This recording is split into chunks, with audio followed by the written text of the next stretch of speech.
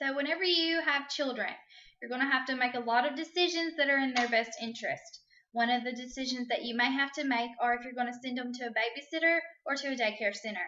I've used both. Shortly after my daughter turned 1, she went to a babysitter, and about 4 months after, she went to a daycare center, and she is still in the same daycare center. She and I are both happier since she's been attending the daycare center rather than whenever she was at the babysitter's. Some things that a daycare center has that a babysitter or private sitter may not have are they're more reliable.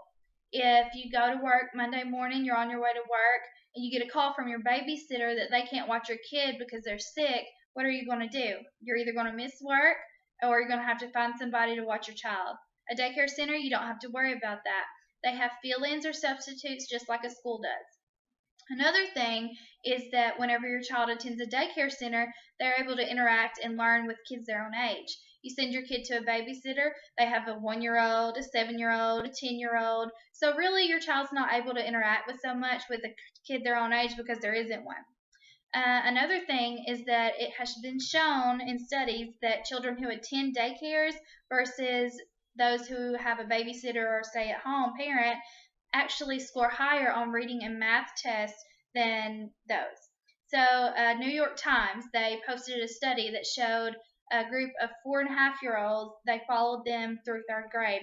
Once the kids reached 3rd grade, they scored high on those math and reading tests than kids who did not attend a daycare.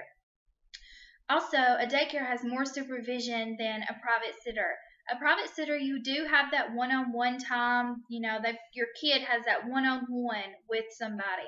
And at a daycare, they don't really get the one-on-one so much, but they have more supervision there. They're being watched by multiple people. So you don't have one person who could have up to 7 kids in their home trying to keep contact with all these kids, make sure they're okay and they're not running outside. At a daycare center, you really don't have to worry about that.